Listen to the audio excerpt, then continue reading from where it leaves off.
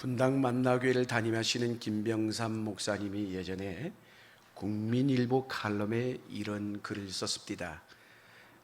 그 이야기는 이렇습니다. 남편을 일찍 잃어버리고 어렵게 외동딸을 키우며 산 한 어머니가 있었어요. 유일한 어머니의 희망이었던 이 딸이 이제 어여치 자라가지고 장성했습니다. 그리고 그 희망대로 교수가 되었어요. 대학에서 가르치는. 어머니의 그래서 그 사랑과 희생을 이 딸이 모를 리가 없겠죠. 알고서는 그 어머니의 은혜에 보답하고 싶어서 어느 날 어머니에게 이렇게 묻습니다. 엄마, 소원이 있으면 나에게 말해보라고. 제가 들어주겠다고. 그랬더니 엄마가 그렇습니다. 신앙생활을 수십 년 동안 해왔던 엄마의 소원은 다름이 아니라, 딸아, 내가 사랑하는 딸하고 교회를 나가고 싶다. 그게 내 소원이다라는 거예요. 그래가지고 딸은 기꺼이 어머니의 소원을 따라서 교회를 갔어요, 여러분. 교회를 갔는데 가는 날이 장날이라고 좋지 못한 모습을 교회에서 여러 개를 봤어요, 여러분. 서로 험담하는 믿음의 성도들, 불의한 청탁을 하는 장로님, 주방에서 서로 먼저 먹겠다고 다투고 있는 사람들 등 수많은 눈살을 찌푸리게 하는 모습들을 교회에서 보고는 집에 돌아왔어요. 엄마가 궁금하잖아요. 딸이 처음 교회 간 것이기 때문에. 딸아, 교회에서 뭘 봤니? 교회 갔더니 어떠니? 라고 물어봤더니 엄마에게 이렇습니다. 엄마, 나 다음부터 교회 절대 안 나갈 거야. 절대 안 나가겠다는 거예요. 그러면서 자신이 교회 가가지고 보았던 안 좋은 모습들을 조목조목 이야기를 하는 거예요. 그러자 엄마가 이렇게 말합니다. 사랑하는 딸아, 세상에 엄마는 그동안 수십 년 동안 교회 다니면서 나는 그런 걸 한 번도 보지 못했는데, 나는 교회 가면 오직 예수님만 보이던데 어떻게 너는 하루 동안에 그렇게 안 좋은 것을 많이 봤니? 사랑하는 성도 여러분, 사람은 자기가 보고 싶은 것만 보이고 사람 또 보는 눈에 따라 보이기도 하고 안 보이기도 해요, 여러분. 근데 중요한 건 왜 그런 것들이 보일까? 왜 그런 것들은 또 안 보일까? 우리의 마음의 문제예요. 성품의 문제라는 것이에요. 자, 우리 사도 바울은 상당히 성품의 사도였음을 보게 됩니다. 왜냐? 오늘 우리가 보고 있는 에베소서를 비롯해서 빌립보서, 빌레몬서, 골로새서, 이걸 우리는 통틀어서 뭐라고 얘기합니까? 옥중서신이다라고 얘기해요. 감옥에서 편지를 쓴 그런 내용의 말씀이기 때문에 옥중서신이라고 해요. 여러분, 감옥에서 썼다라고 생각해 보세요. 열악한 환경이잖아요. 오늘 우리처럼 예배를 드리면서 이렇게 에어컨이 팡팡하게 틀고 시원하게 앉아가지고 편안하게 말씀을 들을 수 있는 그런 환경이 아니라는 것이에요, 여러분. 그 열악한 환경 속에서 세상의 빌립보서 같은 경우에는 빌립보 교회를 향해서 사도 바울이 뭐라고 해요? 기뻐하고 기뻐하라, 이렇게 말씀을 했어요. 뿐만이 아니죠. 오늘 우리가 계속 보고 있는 에베소서의 말씀을 향해서 사도 바울은 뭐라고 얘기해요? 하나님이 계획하시고 하나님이 디자인하신 교회는 이런 교회다. 그렇기 때문에 하나님이 디자인하신 교회의 성도답게 너희는 이렇게 살았으면 좋겠다, 이렇게 말씀하고 있는 거예요. 도저히 감옥 속에서 묻어나온 편지의 내용이라고 말을 할 수가 없는 것이에요. 사랑하는 여러분, 그런 의미에서 본다면 환경이나 이 세상을 살아가는 수많은 조건들이 우리의 성품을 만드는 것은 꼭 아니다라고 얘기할 수가 있어요, 여러분. 할렐루야. 정말 진정한 성숙하고 멋진 성품의 사람은 예수님 때문에 환경을 뛰어넘고 모든 상황을 뛰어넘을 수 있는 오직 예수님의 구원의 은총의 다스림 가운데 살아가는 자, 이게 바로 성숙한 자이고 멋진 믿음의 성도인 줄로 믿습니다. 에베소서 우리가 좀 계속 보고 있는데 1장부터 3장까지는 교리적인 이론의 말씀이에요. 그리고 오늘부터 보게 되는 그 교리의 말씀을 토대로 우리가 어떻게 살 것인가, 실천적인 부분을 다루고 있다는 것이에요. 그동안은 좀 딱딱한 말씀이었어요.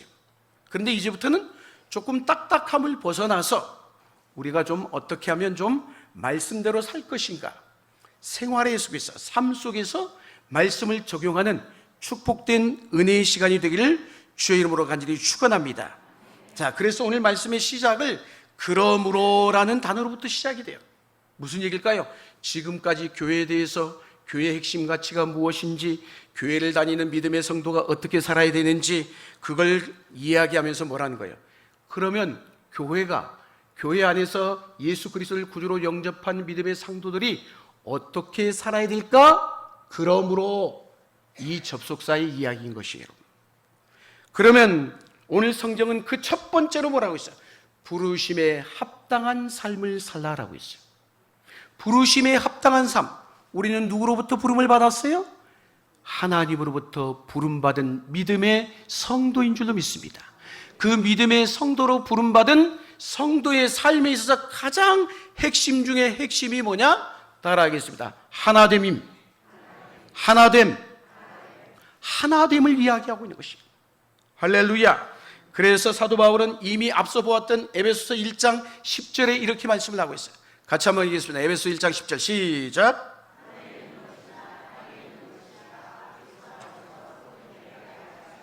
아멘. 우리를 부르신 이유와 목적이 뭐예요? 통일되게 하려 하심이라. 그리스도 예수 안에서 우리를 하나 되게 하신다는 거예요. 연합되게 하신다는 것이에요. 우리가 어떻게 하나가 되기 쉬워요, 어려워요? 성격도 다르고, 이름도 다르고, 성품도 다르고, 다 사는 모든 게 다 달라요. 그런데도 뭐요? 그리스도 안에서 하나가 되라는 것이에요. 옆에 분에게 선포합시다. 하나가 됩시다. 그래서 바울은 하나됨을 이뤄가기 위해서 세 가지 성품을 얘기하고 있어요. 그 세 가지 성품에 대한 이야기가 2절에 나와 있죠. 2절 말씀 같이 한번 읽겠습니다. 시작.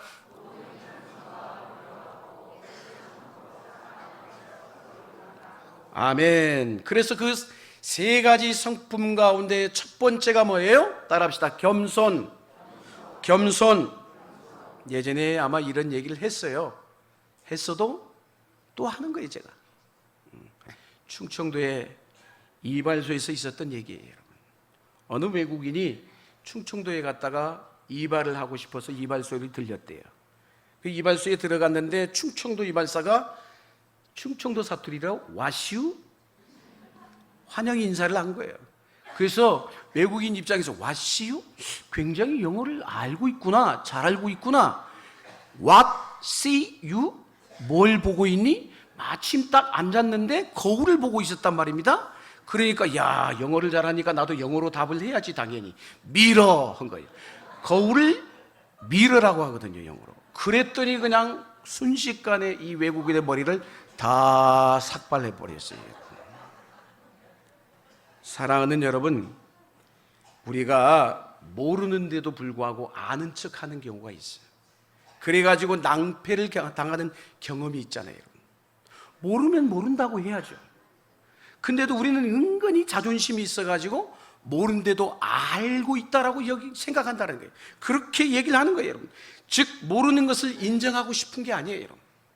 우리가 가정에서나 직장에서나 일터에서나 친구의 관계 속에서 하나됨의 핵심의 요인 중에 하나가 뭐냐? 겸손. 모르면 모른다고 인정하는 겸손. 내가 당신보다 그런데 이런 마음을 가지는 순간 우리는 어떻게 될까요? 그 사람하고 나하고는 결코 하나가 될 수가 없어. 깨지는 거예요. 여러분, 죄의 힘이 작동되는 가장 큰 뚜렷한 현상 중에 하나가 뭐예요? 분열인 거예요. 분열. 나뉘어지는 거예요, 여러분. 나눔이 있는 곳에 가보면 항상 뭐가 있어요? 죄가 있어요, 죄가. 그래서 우리는 뭐예요? 항상 이런 생각, 나는 옳고 너는 그르다. 이런 생각을 갖고 살아갑니다. 그래서 싸움이 일어나는 거예요. 다툼이 일어나는 거예요, 여러분. 그런 의식은 성경은 뭐라고 하냐? 죄의 증상인 것이에요. 우리 하나님 앞에 다 똑같은 죄인인 거예요. 누군 옳고 누군 그런 건 없는 거예요, 여러분. 사랑하는 여러분, 그래서 이 죄는 관계의 오해를 깨트리는 역할을 해요. 분열을 가져오고 적대감을 일으키는 것이에요. 불화를 가져오는 것이에요. 여러분, 죄의 성격 중에 가장 중요한 요인 중에 하나가 뭐냐? 죄는요, 항상 자기 자신을 중심에다 갖다 놔. 자기가 중심이야. 그래서 보면 우리가 하는 거 보면 자기 중심적으로 이야기하고 자기 중심적으로 생각하고 자기 중심적으로 행동을 합니다. 이게 죄가 가져오는 성격 중에 하나인 거예요. 특징인 것이에요. 자기 생각을 중심에 올려놓으면 거기에는 언제나 분열이 일어날 수밖에 없어요. 그걸 아셔야 합니다. 내가 느끼고 생각하는 것을 지나치게 강조하다 보면 어때요? 상대방은 안 들으려고 해요. 그때부터 관계가 단절이 되는 것이에요.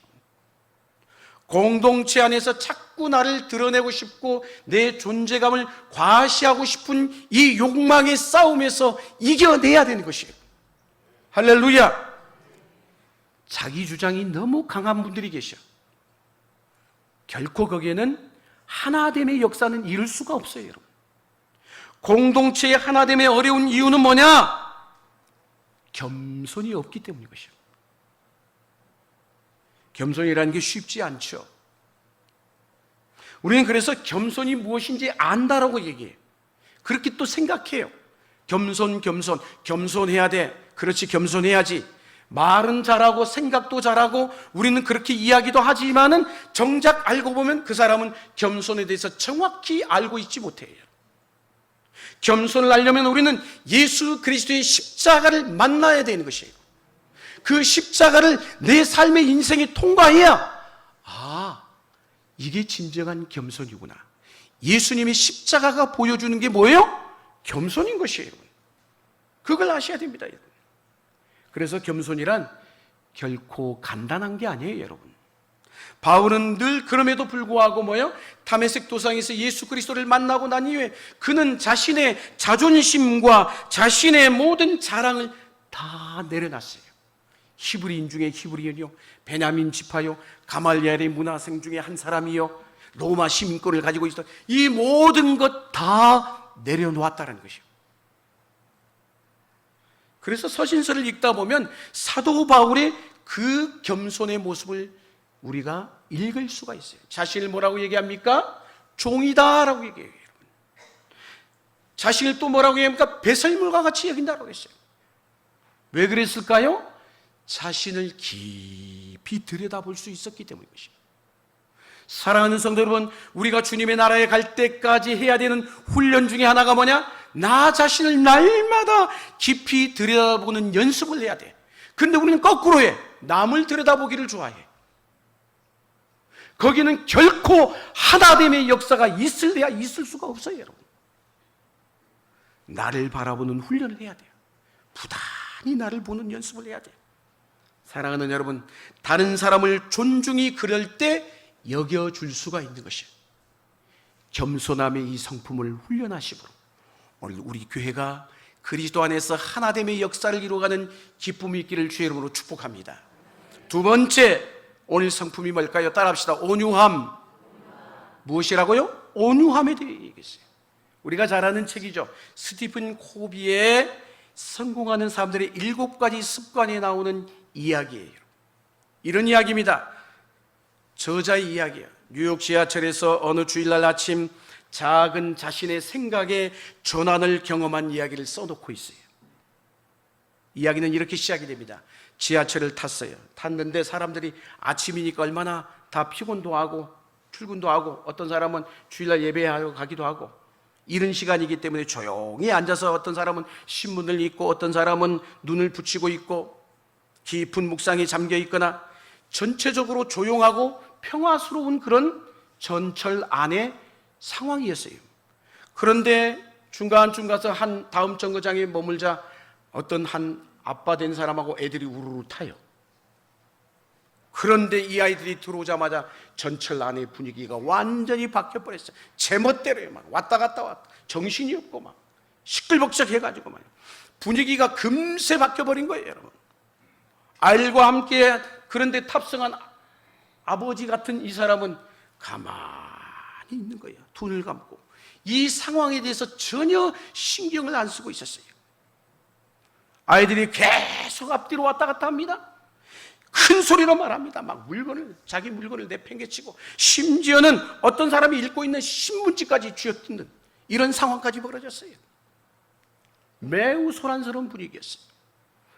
그러나 내 옆에 앉아있는 이 남자 아빠는 그럼에도 불구하고 죽은 듯이 가만히 있어요. 화를 내지 않고는 견딜 수 없는 상황이 온 거예요. 나는 이 남자가 자기 아이들이 저렇게 날뛰도록 내버려두고 자신은 무감각하게 가만히 앉아있는, 아무런 책임도 지지 않는 저 아빠의 모습을 도무지 용납이 안 됐던 거예요. 거의 모든 승객들이 가만히 보니까 다 짜증을 내고 싶은데 참고 또 참고 있는 거야, 지금. 마침내 더 이상 참을 수 없어서 이 남자가 말을 했어요. 선생님, 아이들이 이렇게 떠들고 있는데 손님들에게 지금 엄청난 피해를 주는 것 아니냐고. 어떻게 좀 아이들을 좀 조용히 할 수 없겠냐고. 그랬더니 이 남자가 마치 상황을 이제야 인식한 것처럼 눈을 빼꼼히 뜨더니, 그렇지 않아도 자기도 당신 말이 맞군요, 그러려고 하고 있었다는 거예요. 그러면서 이런 얘기를 하는 거예요. 뭐라고 한 줄 아세요? 선생님, 사실은 지금 막 저희들이 병원에서 오고 있는 길이었습니다.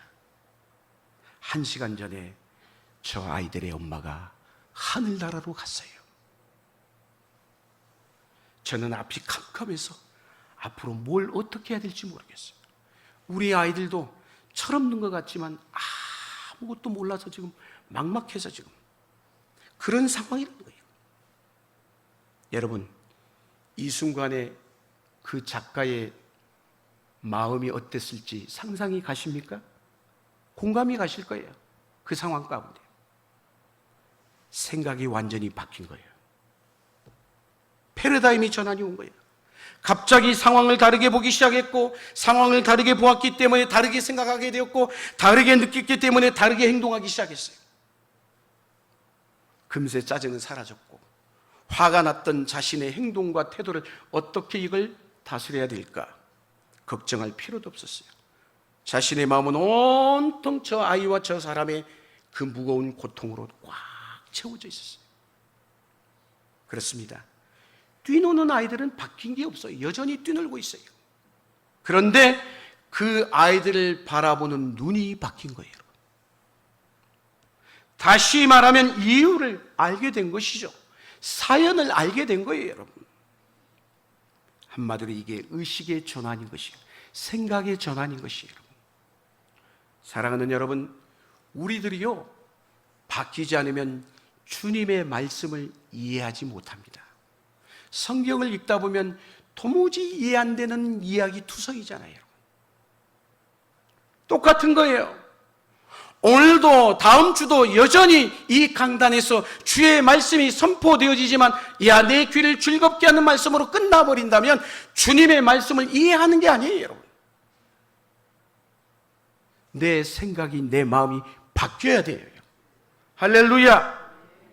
주님의 말씀에서 결코 강한 성격은 공동체의 하나됨을 깨트릴 수밖에 없어요, 여러분. 화평의 관계를 유지하려면 어떻게 해야 될까요? 부드러워야 돼. 온유해야 되는 것이에요. 하나됨을 위해서 겸손과 온유는 따로 가는 게 아니라 함께 가는 것이에요. 겸손과 온유는 주님께서 가르쳐 주신 말씀의 핵심 중에 핵심이요. 주께서 뭐라고 말씀했어요? 수고하고 무거운 짐진 자들아, 다 내게로 오라. 내가 너희를 쉬게 하리라. 그 다음 대목이 뭐라고 얘기했어요? 나는 마음이 온유하고 겸손하니. 나는 마음이 온유하고 겸손하니. 할렐루야. 우리는 주님을 따르는 제자들이잖아요. 주님을 믿는 믿음의 성도들이잖아요. 온유에 대한 오해가 많습니다. 온유를 마치 무슨 유약한 것으로, 연약한 것으로 착각해요. 그러나 온유함은 약한 것과 다른 것이에요, 여러분. 성경에서 말씀하는 온유함이 뭘까요? 내적 믿음의 강인함인 것이에요. 예를 들어서 내가 누군가로부터 피해를 받았어. 그러면 세상 사람들은, 우리 인간의 본능은 뭐예요? 나도 똑같이 되갚아주고 싶은 보복 심리들이 다 있어. 그때 보복해버리면 물어봅니다. 그 사람은 강한 사람이요, 약한 사람이요? 물어봅니다. 강한 자예요, 약한 자예요? 죄송하지만 약한 자야. 강한 것 같죠? 천만에요, 여러분. 내면이 약하니까, 그걸 감당 못하니까 퍼부어버리는 거예요, 똑같이. 왜 그걸 모르세요? 본능대로 행동하는 건 우리 쉬워요. 누구든지 할 수 있어요, 그건. 보복하고 싶지만 보복하지 않으려고 하면 어떻게 해야 돼요? 그걸 감당할 만한 마음의, 믿음의 그릇이 돼야 돼. 내적 강인함이 있어야 되는 것이에요. 할렐루야. 자기 승질대로 다 하는 것, 그거는 약한 거예요, 약한 것. 하나님을 위해서 우리는 젠틀해야 되는 것이에요. 젠틀이란 단어가 영어가 뭐예요? 온유함이에요. 부드러움이에요, 여러분. 예수님께서 보여주신 모습도 온유함인 것이에요. 어린 아기로 오신 예수님, 그게 온유함 자체잖아요. 어떻게 하나님이 어린아이로 올 수 있어요? 그 온유함의 완성이 어디서 이루어졌어요? 십자가에서 다 내어주셨잖아요. 온유함과 겸손의 절정을 드러난 게 십자가 사건인 것이에요. 그래서 주님은 마땅한 권리마저도 주장하지 않으셨어요. 이 온유함을 주님 오시는 그날까지 훈련하고 훈련하여 연단하여 그 온유함의 성품을 통해 우리 교회, 여러분의 삶에 하나님의 나라를, 하나님을 이루어가는 주의 은총이 있게 되기를 주의 이름으로 축복합니다. 마지막으로 세 번째 성품 따라하겠습니다. 오래 참음. 오래 참음. 문혜란씨라는 분이 쓴 출근하는 그리스도인에게는 책이 있어요. 이 책에 어떤 내용의 책이냐? 이분도 예수 믿는 그리스도인이에요. 그리스도인으로서 이 세상을 살아가면서 자신이 느꼈던 것, 또 이 세상을 살아가는 믿음의 그리스도인들에게 해주고 싶은 이야기들을 묶어놓은 책이에요. 그런데 그 책 가운데 제목이, 이런 제목이 있어요. 흘러간 시간은 돌이킬 수 없다라는 게 있어요. 흘러간 시간은 돌이킬 수 없어요. 한창 광고 회사에 다니고 있을 때 이 작가의 어머니가 파킨슨병에 걸렸어요. 그런데 의사가 파킨슨병에 대해서 너무 병원에 갔더니 암담하게, 암울하게, 절망적으로 이야기를 하는 거예요. 마치 그 자리에서 금세 다 무너져 내릴 것처럼. 게다가 어머니께서 직접 자신이 인터넷과 책을 통해서, 사람을 통해서 파킨슨병에 대해서 알아보기 시작하면서 집안의 상황은 더욱 나빠지기 시작했어요. 가족을 말려 죽이는 병이다. 이 말을 듣고 온 어머니가 얼마나 괴로워했는지. 그래서 본래 다녀왔던 병원 대신 나는 한방병원을 갈 거야. 그래가지고 한방병원을 갔어요. 1년 동안 치료했는데 좋아지기는커녕 더 악화가 됐어요. 그러다가 신문에 보니까 아산병원에 어떤 누구 박사가 파킨슨병을 잘 본다더라, 이 광고를 보고 서둘러 그 병원을 찾아갔어요. 그때부터 그분이 어머니의 주치의가 된 거예요. 어머니는 누구한테 신세지기를 싫어하는 성품이세요. 뿐만 아니라 걔도가 자존심이 너무 강하신 분이고, 그래가지고 맨 처음에는 세상에 그 종이 기저귀를 갈아주는 것도, 그것도 자존심 상해가지고 너무너무 힘들어한 거예요. 안 하겠다고. 지팡이를 짚는 일도 그렇고 휠체어를 타는 것도 그렇고, 이 질병 과정 하나하나를 받아들이는 게 너무너무 힘겨워했다는 것이에요. 근데 이분이 원래 수묵화를 그리는 화가이셨어요. 그러다 보면 몸이 안 좋으니까 그림을 못 그리죠. 그릴 수 없는 상황이 돼요. 그러다 보니까 이 어머니의 고통이 이루 말할 수가 없는 거야. 자기가 하고 싶은 것도 못하는. 계속해서 어머니의 깊어지는 병을 자기 눈으로 봐야만 했습니다. 기도도 하고 자주 가서 보살펴 드리기도 하고 응급실도 수도 없이 들락들락 그랬어요. 파킨슨병의 경우가 어떤 병인 줄 아세요? 이게 점점 악해지면은, 심해지면 온몸에 힘이 들어가면서 온몸에 사지가 뒤틀려, 그리고 굳어가는 거예요. 우리 동서 윗 형님이 지금 제 중문교회 장로님이신데 그 병이에요, 그 병이에요. 뭐 우리 지금 우리 형제님 한 분도 계신데 우리 걱정하지 마세요. 그래도 초기니까 괜찮아요. 두려움이 그때부터 오기 시작한 거예요, 여러분. 어머니가 너무너무 고통스러우니까 도와주고 싶은데 어찌해야 도와주는 건지 찾을 수가 없고 방법을 알 수가 없는 거예요. 약을 먹으면 좀 괜찮아졌다가 어느 순간이 되면 또 나빠지고 이게 자꾸 사이클처럼 돌아가는 거예요. 그래서 이런 마음까지 빨리 돌아가셨으면 좋겠다, 이런 마음까지 먹었대요. 주말에는 그래서 가능한 친정어머니에게 가가지고 같이 지냈어요. 이쪽 방에서는 어머니가 주무시고 옆에 방에서 자기가 자다가 부른 소리가 나면 얼른 가서 기저귀도 갈아주고 필요한 거 챙겨주고. 그런데 돌아가시기 몇 해 전에 마지막으로 어머님 앞에 돌이킬 수 없는 말을 이 사람이 뱉고 만 거예요. 뭐라고 한 줄 아세요? 엄마, 나 죽고 싶어. 너무너무 힘드니까. 세상에 자기가 죽고 싶다고 얘기한 거예요. 그러면서 시간이 흐르고 나서 그때를 떠올리며 눈물이 고이는, 후회하는 글을 쓰고 있는 거예요. 그렇지만 인생은 여러분 어쩌잖아요. 한 번 지나가면 돌아오지 않는 게 인생인 것이에요. 우리도 언제 여기에 있다가 사라질지 몰라요. 근데 우리는 늘 주일날마다 이렇게 얼굴을 보고 살잖아요. 볼 수 있다는 게 얼마나 은혜인데. 아무리 소중한 시간이라도 1초라는 시간도 우리가 되돌릴 수가 없어요. 사랑하는 여러분, 우리가 경험하잖아요. 아이고, 그때 참을걸, 그때 인내할걸. 그거를 못함으로 인해서 후회를 하는 경우가 한두 번이 아닌 것이에요. 그로 인해서 우리 인내의 삶에 인내가 오래 참음이 얼마나 소중한 열매라는 것을 깨닫게 되는 거예요. 사랑하는 여러분, 하나님을 이루어가는 일에 오래 참음은 아주 중요한 성품인 것이에요. 하나님을 이루려면 참고 또 참아야 되는 것이에요. 행동과 말에 있어서 성급함을 내려놓을 수 있어야 되는 것이에요. 성급한 마음이 관계를 깨트립니다.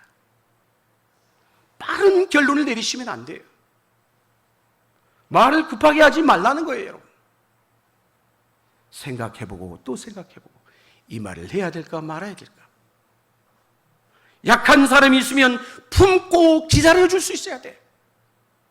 하고 싶은 말 어떻게 다 하고 살아. 하나님을 이루어가는 길은 이처럼 길고도 긴 싸움인 것이에요. 모든 것을 여러분 보세요. 지금 여기 앉아있는 우리가 내가 누리고 있고 내가 지금 살고 있는 모든 것들은 죄송하지만 오래 참음, 인내로서 얻어진 것이에요. 여러분 아십니까? 가정에서도 그래서 참는 게 얼마나 중요한지. 함께 오랫동안 지금 수십 년 살아왔다면 그건 우리 모두가 서로가 오랫동안 참아온 결과물이구나, 그렇게 생각해야 돼요. 참아내는 일이 없으면 헤어져도 수백 번 더 헤어졌을 거예요. 그러나 참아낼 때 주어지는 축복이 있다는 것이에요. 할렐루야. 옳고 그름을 분별하는 건 이건 쉬워요. 누구든지 할 수 있어요, 여러분. 하지만 내가 옳다는 것을 내세움으로 하나님을 깨트려 버린다면 내가 하는 일은 옳은 것 같죠? 절대 옳은 게 아니에요, 여러분. 그게 우리 모든 행위의 끝은 하나됨으로 귀결돼야 되는 것이에요. 그것이 오늘 저와 여러분을 불러주신 하나님의 부르심의 이유인 것이에요. 한 사람을 이해하는 것 어렵죠? 쉽지 않아요, 여러분. 저도 목회하면서 우리 성도님들 한 분 한 분 이해하는 것 쉽지 않아요. 여러분은 저와 한 사람이 되겠지만 저는 여러분 수백 명을 대해야 되는 것이에요. 이해하려고 하다가 싸움이 일어납니다. 있는 그대로 받아들이는 것, 그게 용납인 것이에요. 왜 그렇게 할까요? 사랑하기 때문인 것이에요. 오늘 말씀하죠. 사랑 가운데서 서로 용납하라라고. 있는 그대로 받아들이는 거예요. 나와 다른 사람들이 모여 함께 공동체를 이루고 있습니다. 다르다는 것은 그만큼 긴장하게 하고 불편하게 합니다. 싫어지는 사람도 자꾸 생길 수 있어요. 왜 그럴까요? 그런 사람을 통하여 나를 훈련시킨 하나님의 의도가 있는 것이에요. 다른 사람과의 관계를 통하여 하나님은 나 자신을 바라보도록 하십니다. 하나님은 그렇습니다. 우리가 얼마나 많은 일을 했느냐가 아니라 얼마나 하나님을 이루기 위해서 헌신을 했느냐, 그걸 물으실 것이에요. 교회 안에서의 싸움은 승자가 없습니다. 용납의 싸움인 것이에요. 오래 참음은 용납으로 나타납니다. 그래서 라이놀드 니버의 기도문 가운데 이런 기도가 있어요. 한번 읽겠습니다. 시작. 바꿀 수 있는 것이라면 과감히 바꿀 수 있는 용기를 주시고, 바꿀 수 없는 것이라면 그것을 수용할 수 있는 마음의 평안을 주시고, 바꿀 수 있는 것과 바꿀 수 없는 것을 구분할 수 있는 지혜를 주소서. 아멘. 사랑하는 성도 여러분, 신앙생활에서 겸손, 온유, 오래 참음, 계속 주님 오시는 그날까지 훈련하고 또 훈련해야 되는 것이죠. 오늘 본문 3절에 뭐라고 얘기합니까? 3절, 평안에 매는 줄로 성령이 하나 되게 하신 것을 힘써 지키라 라고 했어요. 할렐루야. 우리는 그리스도 안에서 이미 하나가 되었습니다. 하나님을 방해하는 마귀의 공격은 계속되고 있어요. 오늘날 마귀의 수법에 많은 교회들이 돌아나고 있어요. 성령이 하나 되게 하신 것을 힘써 지켜야 합니다. 성령을 의지하십시오. 하나 되기 위해서 애쓰고 있다면 성령은 이미 내 안에 계신 줄로 믿습니다.